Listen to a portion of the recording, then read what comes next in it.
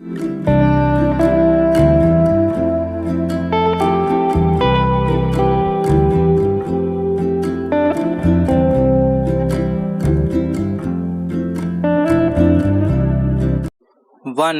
2, 3 start. अध्यक्ष महोदय, कुछ दिन पहले जम्मू संभाग के कठुआ जिले में जो घटना घटी है वह दिल दहला देने वाली घटना है। यह जम्मू एवं कश्मीर राज्य को बदनाम करने वाली घटना है। यह एक भयावह घटना है जिसमें कि एक नेता द्वारा एक 8 साल की लड़की के साथ दरिंदगी की गई। इस दरिंदगी के खिलाफ लोग सड़कों पर उतर आए हैं। गुस्से और दर्द से भरी हजारों आवाजें पूरे देश से उठ रही है। इन आवाजों ने आरोपी नेताओं को इस्तीफा देने के लिए मजबूर कर दिया। पूरा देश गुस्से से उबल रहा है। यह घटना दिल्ली में हुई विभत्स घटना जैसी ही है। अंतर सिर्फ इतना है कि दिल्ली की घटना की तरह कठुआ की घटना की खबर देश और दुनिया तक तुरंत नहीं पहुंची। उस 8 साल की बच्ची की दर्द भरी चीख ने लाखों लोगों को एक साथ झकझोर कर रख दिया है। देश भर से मिली लाखों लोगों की दुआओं ने उस नन्ही बच्ची की रूह को कुछ तो सुकून दिया ही होगा। अदालत में इंसाफ के लिए उसकी लड़ाई लड़ रही उस वकील के कानों में आकर बच्ची ने अवश्य कहा होगा कि इन्हें छोड़ना नहीं, परंतु इतने भर से उस बच्ची को पूरा इंसाफ नहीं मिलने वाला है। मैं चाहता हूँ कि यह सदन एक मत से उस नेता को कड़ी से कड़ी सजा दिलाने का प्रस्ताव पारित करे। अध्यक्ष महोदय, आज विधान परिषद में राज्य के गृह मंत्री ने सांप्रदायिक ताकतों के विरुद्ध कड़ी कार्यवाही करने के इरादों की घोषणा की।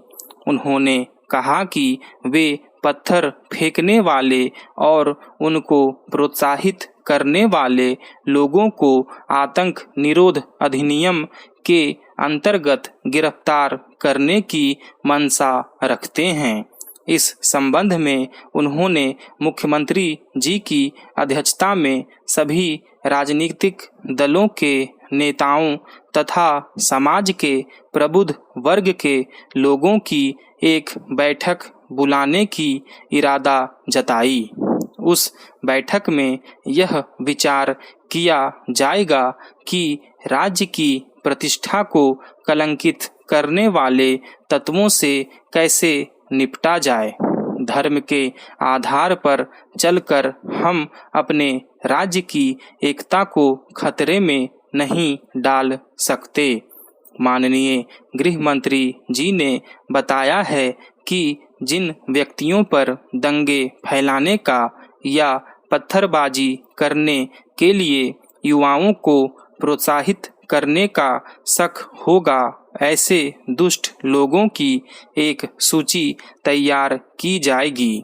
जाहिर है इस सूची को तैयार करने में बहुत सतर्कता से काम लेना होगा। इसकी जांच न केवल पुलिस करेगी बल्कि उच्च मजिस्ट्रेट और अन्य अफसर भी करेंगे। सूची तैयार करने में इन सब की बराबर की जिम्मेवारी होगी ताकि कोई निर्दोष नागरिक बिना वजह प्रताड़ित न होने पाए।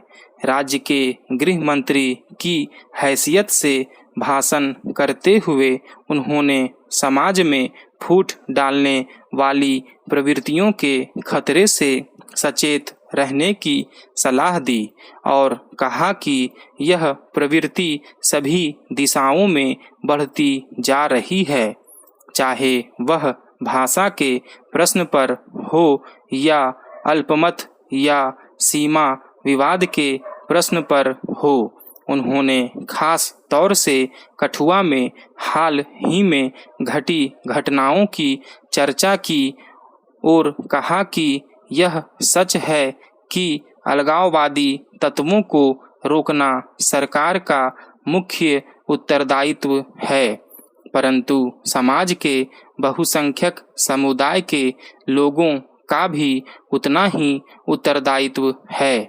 बहुसंख्यक समाज यदि चाहे तो अल्पसंख्यक समाज के किसी भी इंसान को कोई नुकसान नहीं पहुंचा सकता है।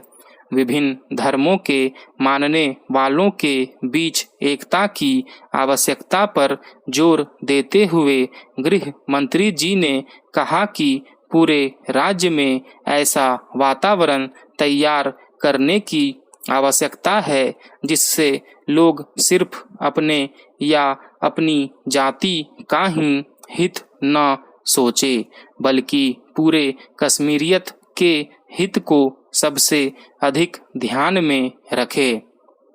अध्यक्ष महोदय, जम्मू एवं कश्मीर राज्य की गिनती भारत के बड़े राज्यों में होती है, जहां विभिन्न धर्मों के मानने वाले लोग रहते हैं। इस राज्य की संस्कृति में इतनी उदारता है कि यहाँ की धरती पर देश के किसी भी भाग का इंसान सरलता से अपने जीवन का निर्वाह कर सकता है, परंतु हमने इस सरलता पर पाबंदी लगा रखी है। यदि हम अपने समृद्ध इतिहास पर नज़र डालें तो इस तथ्य की पुष्टि आसानी से हो जाएगी कि राज्य में देश के शेष भाग से आकर लोगों के बसने पर जो पाबंदी लगी हुई है वह किसी भी दृष्टिकोण से उचित नहीं है। इससे राज्य को नुकसान ही हुआ है। फायदे के बारे में मैं कुछ नहीं कह सकता। कठुआ जैसी घटनाओं से अंतर्राष्ट्रीय स्तर पर न सिर्फ हमारे राज्य की छवि धूमिल हुई है, बल्कि देश की समृद्ध संस्कृति पर भी विपरीत असर पड़ा है। गृह मंत्री जी के बयान से मुझे यह विश्वास हो गया है कि वे कुछ ऐसे उपायों पर गंभीरता से विचार करेंगे जिससे कि ऐसी घटनाओं पर लगाम लग सके। आज जबकि जम्मू संभाग प्रगति की राह पर निकल पड़ा है और देश भर में एक मजबूत राज्य के रूप में उभर रहा है, तब हमारा भी यह दायित्व बनता है कि हम बाकी दोनों संभागों को भी विकास की राह पर लेकर जाएं और जम्मू एवं कश्मीर राज्य को क्षेत्रीयता की भावना से परे एक आदर्श राज्य के रूप में सामने रखकर भविष्य की नीतियां बनाएं। गृह मंत्री स्वयं इस बारे में अपनी चिंता प्रकट कर चुके हैं, इसलिए मुझे कुछ कहने की जरूरत नहीं है। महोदय, यहाँ मैं एक और बात कहना चाहूँगा कि पूर्व मुख्यमंत्री ने राज्य में उनकी पार्टी की सरकार बनने पर 1 माह के भीतर राज्य के तीनों प्रांतों को क्षेत्रीय स्वायत्तता देने की घोषणा की है। शीतकालीन राजधानी जम्मू में गुरुवार को सत्ताधारी पार्टी से निष्कासित पूर्व विधायक को अपनी पार्टी में शामिल करने के बाद पत्रकारों ने उनसे राज्य की स्वायत्तता पर सवाल किया तो उन्होंने कहा कि बृहत स्वायत्तता का प्रस्ताव पहले ही पारित है। अब हम राज्य के भीतर स्वायत्तता की बात कर रहे हैं। पिछले चुनाव के समय किए गए वायदे के बारे में कहा कि उस समय हमने राज्य की स्वायत्तता का प्रस्ताव पारित किया था। स्टॉप।